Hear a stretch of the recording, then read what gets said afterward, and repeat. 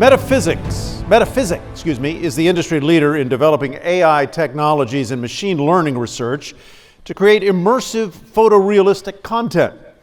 Named Time 100 Most Influential Companies of 2023, Metaphysics is focused on the ethical development of AI to support the genius of human performance. Metaphysics' cutting-edge proprietary technology, artistry, and content creation has quickly positioned the company as an in-demand partner for the biggest names in Hollywood, among others. Welcome, please, the co-founder of Metaphysics, Tom Graham, CEO, to share with us what will be the exciting future of AI and the evolving ethics around it. Tom Graham. Dr. Dick.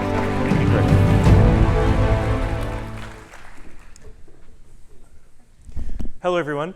My name is Tom Graham. Thank you, Tyler, for that fantastic introduction. It's great to be here in Naples. Never been here before, but I do enjoy Florida every time that I'm here. So I'm going to talk today about AI-generated content and reality. So today, we can create content with technology that looks exactly like the real world. I'm going to show you a bunch of videos. I'm going to go through them as fast as I can to show you as much as I can. And then we're going to really talk about the ethics involved, what are some of the solutions to the problems that we're going to see develop. And I think at the core of that problem is really, if you can create content that looks exactly like reality, that content is programmable. You're creating it. You determine what's in it. And then if it looks exactly like reality and it depicts someone doing something and you can't tell the difference between analog video of them taken with a mobile phone and the AI version of them, if you can control that version of what people can do, can you control reality? Does reality become programmable? So before we get into that, my name, obviously, Tom Graham. Sorry, I did that one already. But I was a technology, internet and society lawyer for some time, and then about 12 years ago, I went into creating AI, machine learning, tech startups. So a little bit of a strange change, but it now, for Metaphysics, gives me the ability to talk about a few different aspects. Our mission really is to build the technology and infrastructure and software that can deliver photorealistic AI-generated content at scale, but to do that in a safe and ethical way for individuals and society.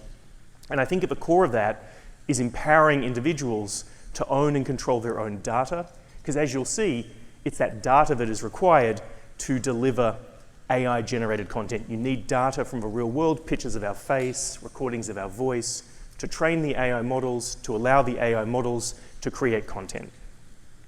So here, I'm going to show you a video in just 1 second. This is from America's Got Talent. When we're on America's Got Talent, we brought Elvis back to life. And what you're going to see is a face swap. So we're using an AI model to generate a realistic version of Elvis on top of the performance of a young man, a 19-year-old Elvis impersonator who was live on stage, just as I am now. You would see up on stage at America's Got Talent, you could see his face as Elvis on the big screen. So let's have a little look at that video now. You ain't nothing but a hound dog, crying all the time. You ain't nothing but a hound dog, yeah, crying all the time. Well, you ain't never caught a rebel if you ain't no friend of mine. You look like an angel, walk like an angel, talk like an angel, but I ain't got one. You're the devil in disguise. Yes, you are.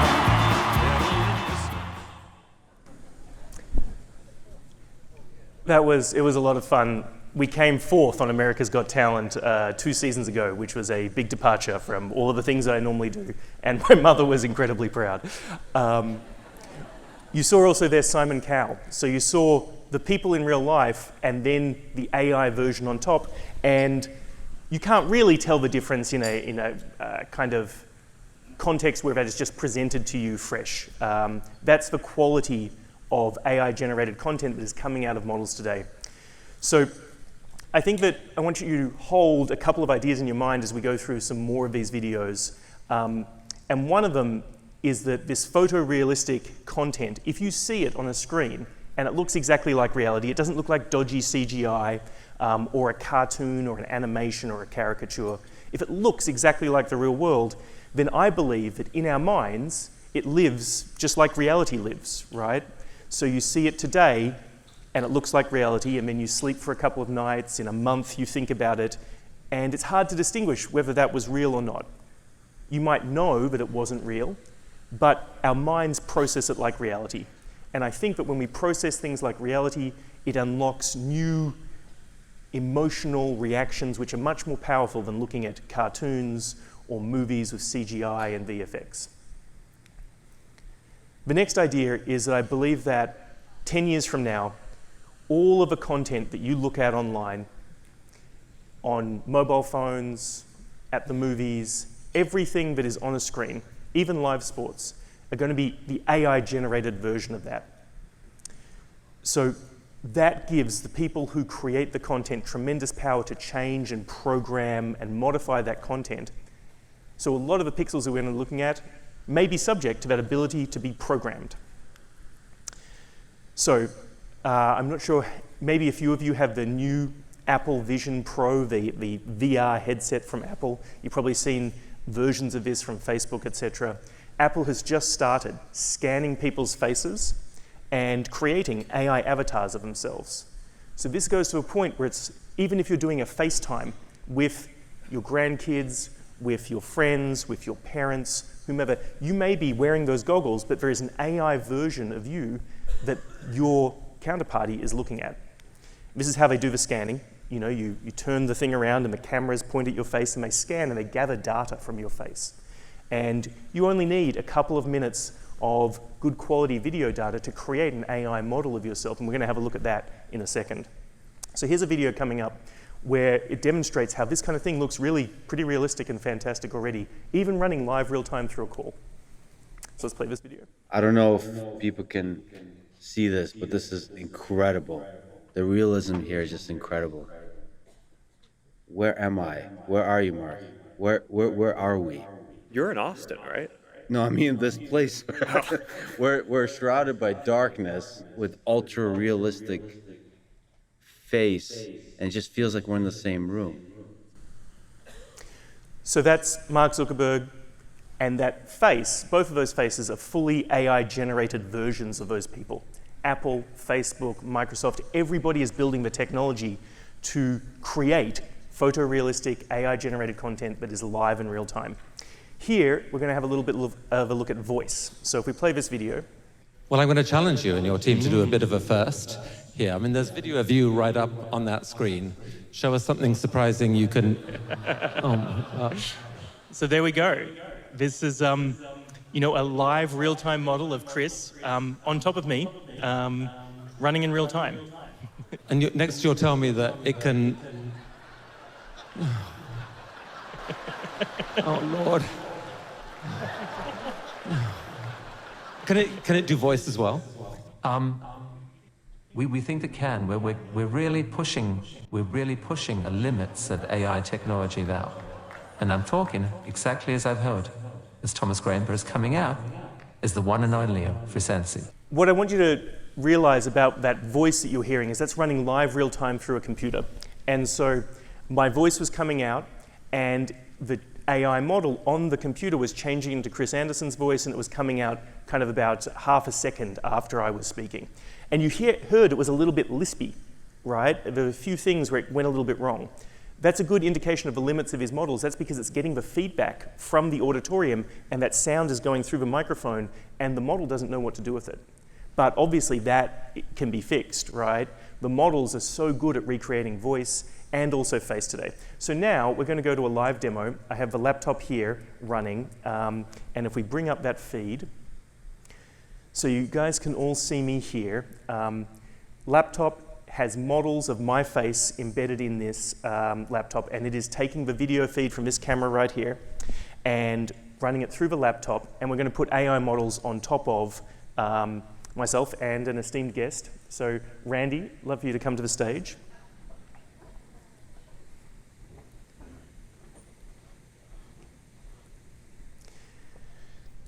So what's going to happen is we're going to do a face swap. Here's Randy.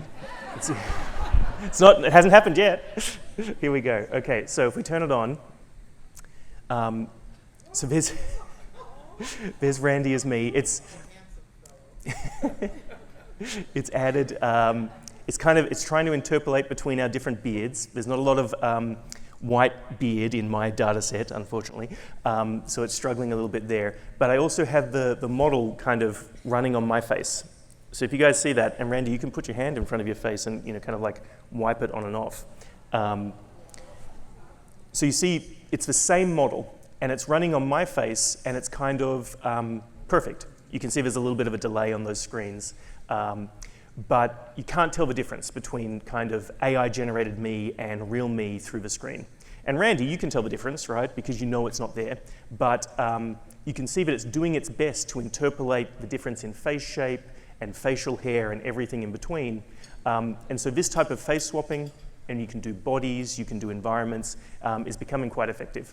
So thank you very much, Randy. Thank you. So I'll just give you an indication of the actual feed coming out of here. Everything inside this box is AI generated. So this is what we call the ice cube. And when I turn the ice cube off, it's auto-compositing the AI version into the background. So let's just have a look at that quickly. Turn it off, and then I can turn off the model entirely. And that's my real face. To be honest, I think I like that's better. I definitely get more beard. Somehow it doubles my beard, so I have like more of a darker, more manly beard instead of my ginger beard. Okay, so that's the live demo. This is a great indication of how cost-effective it is to create this type of AI-generated content. So it is running off a laptop with a gaming graphics card in it. It's running 100 frames a second. So that means that every single frame that comes through, it is writing that AI version on top, doing all of that rendering. And you can tell it's pretty cheap because it's running right here off a laptop. So cheap and fast, real-time AI-generated content is certainly possible. And in a very, very short period from now, maybe a year, 2 years, our mobile phones will be running these AI generative models and applications to create content on the fly where it's fully rendered out on our devices. So that's scale. Here we're going to look at some of the latest things that are photorealistic from the company called OpenAI. This is their new Sora model. So here they have a model that they've trained on many, many, many images from the internet. And what they do is create a gigantic AI generative model that can produce photorealistic video, and you have to type in a prompt. So this prompt is a movie trailer featuring the adventures of a 30-year-old spaceman wearing a red wool knitted motorcycle helmet, blue sky, salt desert, cinematic style, shot on 35mm vivid colors. So let's have a look at this video. And this is all AI generated. It looks, from my perspective, exactly like 4K video. The faces are really quite impressive, but what you don't see is the faces moving or talking or anything like that. So that is really one of the other limits here. Even though we can create photorealistic content using these big generative models where you can type in anything and it pops out as a video, there is the frontier, which is human performance. And that's one of the things that we focus on at Metaphysic. I'm going to show you this next one. So from the same model, drone view of waves crashing against the rugged cliffs along Big Sur. So let's have a look at this video. So to me, I think you couldn't tell that that was AI generated. But what's interesting, when you think about old school 3D rendering, VFX, etc., you think about physics engines and trying to do water simulations or simulations of hair, and we put a huge amount of effort into coding the software to generate those simulations. These models, you could see that water was moving perfectly like water would. It kind of understands the physics of water, but there is no software programming in there that describes the physics of water. It's just looking at images over and over and over again and understanding and inferring how things work based on looking at those images and understanding the relationship between them. Same thing for the models of my face that we just saw running live real time. It's trained off a data set of about 20 minutes of footage of me, 20 minutes of footage at about 30 frames a second is lots of independent images of me. It just sees the images and it trains for a month on a big GPU and it builds up an understanding of how my face works in different circumstances, how to put a version of my face on top of a smile or a frown. In this case, it's understood all the different things around the world, water, cliffs, lighthouses, etc. But it's learned the physics of water. And that's really, really interesting. This is kind of the cutting edge of building these artificial general intelligence models that can really understand how the world works just by looking at the world. So now we were talking about kind of human performance. What are the frontiers there? So let's have a little look at this video and I'll describe what's happening. So we have Kendall. This is a static image of Kendall with a model, an AI model on top. But we're able to go into that model and manipulate that model and locate the different expressions that she has and slide them across, like add 50% more smile or move her eyebrows up and down. So that's what we call neural animation. This is one of the forefronts of human performance when it comes to fully AI-generated human performance. So instead of, the face swaps that we saw, where we're using the live action picture of my face to prompt the model, here we're using AI and human creativity to generate new human performance.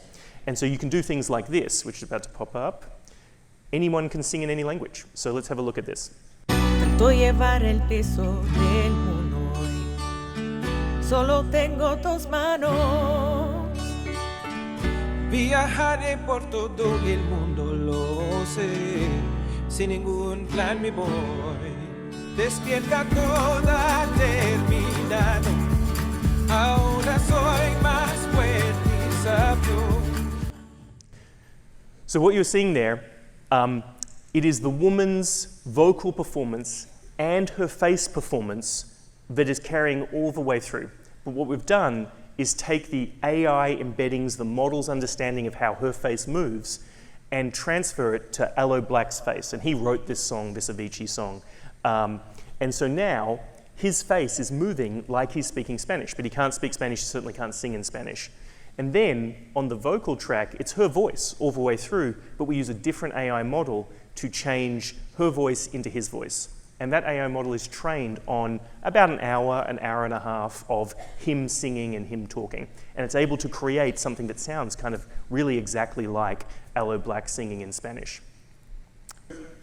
What I tried to lay out there is the future of AI-generated content. We have visuals, we have scenery, we have voice. It is all happening very, very quickly. I think within a couple of years, we will have fully AI-generated movies. You'll be creating things on your smartphone and you'll be able to change them and program that content and create content like a filmmaker just on your telephone. When you're looking at FaceTime through VR goggles, you'll see versions of people that look realistic, but it'll be an AI version, and you'll be able to change your appearance, increase the quality of your beard, whatever you prefer, add some hair. So this is what we call kind of content that's generated through latent space. So AI models, when you train them, the training, its understanding of a world, we call the latent space. And the ability to generate content from that is exactly what's happening here. So this idea that latent space generated content is everything, I think is the future of all the pixels that you look at on all screens. So we know that reality is going to become programmable. And as a society, what do we need to do? What are the solutions, right, to the obvious problems of privacy and giving data to big companies that can then use it to create versions of us, maybe without our consent, doing things that we don't want to do. And if they can do that and it's photorealistic, then maybe it looks exactly like something that people would believe you actually did do. That's a problem. You should be able to consent to how your likeness, your face, your voice is used.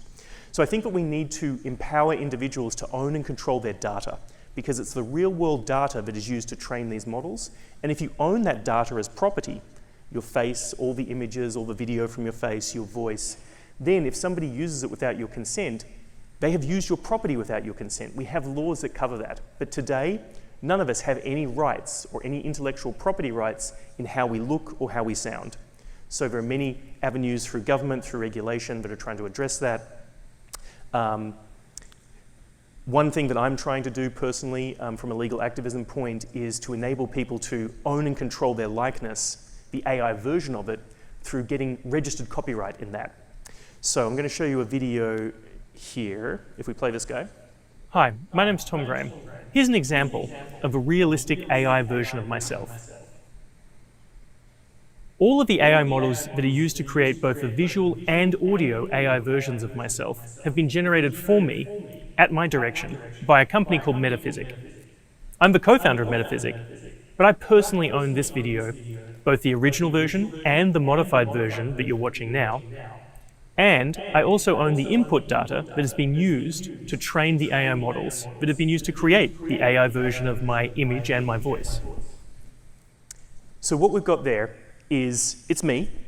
I've taken a video, I've used the data from the video, the images of my face, to train an AI model and generate an AI version of myself back on top of the video. Now I've got a video with an AI character in it, and it looks exactly like me. So then you apply to the US Copyright Office to register your copyright in that. Why would you do that? The reason is that if you have registered copyright in IP, in this case an AI character of yourself, if someone creates an unauthorized deepfake of you without your consent and posts it onto a large social platform or anywhere on the internet, if you have registered copyright, you can get a DMCA takedown to guarantee that that's removed from that platform, and they have to comply. If you have regular copyright that's not registered, if you just see something that you don't like, you can ask for it to be taken down, but no one has to do anything. The fact that you register the copyright and you have intellectual rights in that AI version of yourself gives you the ability to compel social platforms to take down that unauthorized deepfake. So this is one of the front lines of kind of defending against deepfakes and misinformation through law that I am pursuing, while other people are trying to do kind of top-down legislation through Congress at state and federal levels, and then obviously globally, including the EU.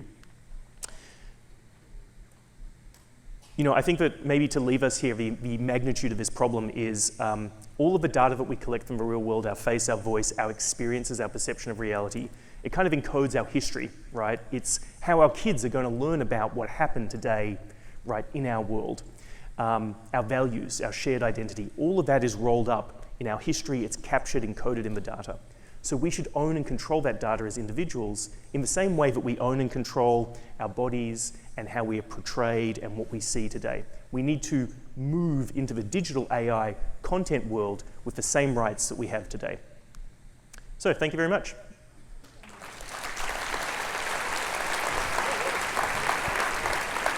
Thank you, Tom. Could I ask you a question before Yes, sir. you go?